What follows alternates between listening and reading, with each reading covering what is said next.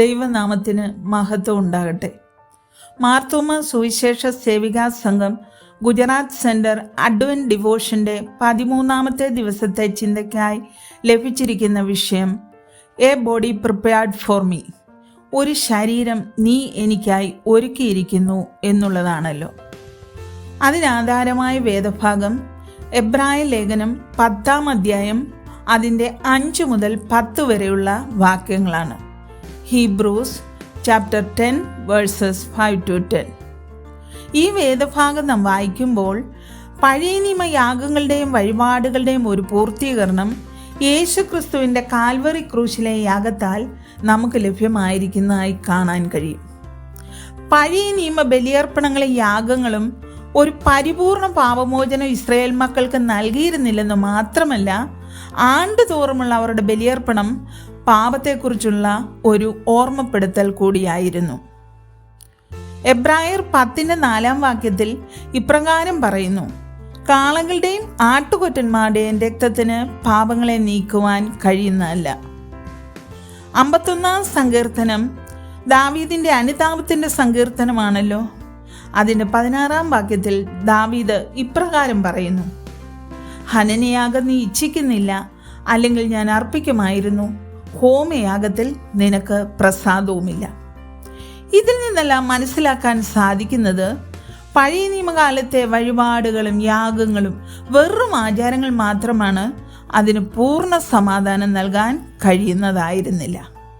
എന്നാൽ ക്രിസ്തുവിൻ്റെ കുരിശിലെ ദൈവഹിതത്തോടുള്ള അനുസരണം പഴയ നിയമ യാഗങ്ങളെ മാറ്റി നിർത്തുകയും ദൈവം മുൻപാകെ നമുക്ക് തികഞ്ഞ സ്ഥാനം നൽകുകയും ചെയ്തു.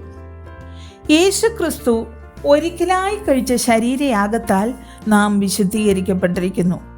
നമ്മുടെ പാപങ്ങൾക്ക് മോചനം ലഭിച്ചിരിക്കുന്നു. ഏദൻ തോട്ടത്തിൽ പാപം കടന്നു വന്നത് ശരീരത്തിൽ കൂടിയാണ്. വിലക്കപ്പെട്ട കനി ഭക്ഷിക്കണമെന്ന് തോന്നിയതും ശരീരത്തിലാണ്.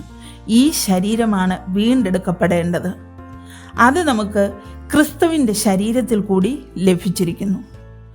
പാപരഹിതനായ ഒരു പൂർണ്ണ മനുഷ്യന് മാത്രമേ മറ്റൊരു മനുഷ്യൻ്റെ സ്ഥാനത്ത് നിൽക്കുവാനും പൂർണ്ണമായ പ്രായശ്ചിത്തം ചെയ്യുവാനും കഴിയുകയുള്ളൂ. ക്രിസ്തുവിന് അത് സാധിച്ചു. ക്രിസ്തുവിൻ്റെ ക്രൂശ് മരണത്താൽ നമുക്ക് ലഭിച്ചിരിക്കുന്ന 2 നേട്ടങ്ങളെപ്പറ്റി പറഞ്ഞ് അവസാനിപ്പിക്കാനാണ് ഞാൻ ആഗ്രഹിക്കുന്നത്. ഒന്നാമതായി, ക്രിസ്തുവിൻ്റെ ക്രൂശ് മരണം പുതിയ ഉടമ്പടിയുടെ ആരംഭം. ഇനി ഒരു യാഗത്തിൻ്റെ ആവശ്യമില്ല. എല്ലാ യാഗങ്ങളുടെയും ഒരവസാനമായിരുന്നു കാൽവറി ക്രൂശിലെ യാഗം. യേശു എല്ലാ ബലികളെയും അവസാനിപ്പിക്കുന്ന ബലിയായി സ്വയം സമർപ്പിച്ചു. ഇനി ഒരു പാപപരിഹാര ബലിയുടെ ആവശ്യമില്ല. പഴയ ഉടമ്പടി അവസാനിച്ചു. ഇനി യഹൂദന്മാർക്കും യവനന്മാർക്കും ദൈവത്തോടുള്ള ബന്ധത്തിനായി ഒരു പുതിയ ഉടമ്പടി ലഭിച്ചിരിക്കുന്നു. 10-ാം അധ്യായത്തിൻ്റെ 9-ാം വാക്യത്തിൽ ഇതാ ഞാൻ നിന്റെ ഇഷ്ടം ചെയ്യുവാൻ വന്നിരിക്കുന്നു എന്ന് പറഞ്ഞുകൊണ്ട് അവൻ 2ാമത്തേതിനെ സ്ഥാപിപ്പാൻ 1ാമത്തേതിനെ നീക്കിക്കളയുന്നു. രണ്ടാമതായി, ക്രിസ്തുവിൻ്റെ ക്രൂശ് മരണം നമ്മുടെ രക്ഷയെ പ്രതിനിധാനം ചെയ്യുന്നു.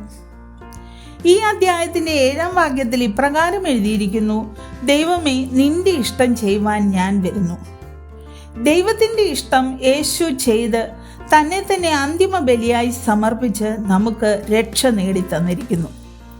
യോഹന്നാന്റെ സുവിശേഷം 3-ാം അധ്യായം 16-ാം വാക്യത്തിൽ ഇപ്രകാരം പറയുന്നു: തൻ്റെ ഏകജാതനായ പുത്രനെ വിശ്വസിക്കുന്ന ഏവനും നശിച്ചു പോകാതെ നിത്യജീവൻ പ്രാപിക്കേണ്ടതിന് ദൈവം അവനെ നൽകുവാൻ തക്കവണ്ണം ലോകത്തെ സ്നേഹിച്ചു.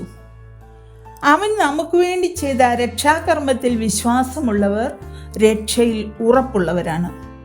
അതുകൊണ്ട് യേശുക്രിസ്തുവിൻ്റെ ശരീരയാഗത്താൽ വിശുദ്ധീകരിക്കപ്പെട്ടവരായ നാം അവിടുന്ന് ഒരുക്കിയ രക്ഷയുടെ പ്രതിഫലം പ്രാപിക്കത്തക്കവണ്ണം ദൈവഹിതത്തിന് സമർപ്പിച്ച് പ്രതിബദ്ധതയുള്ളവരായി തീരുവാൻ ദൈവം നമ്മളെ സഹായിക്കട്ടെ.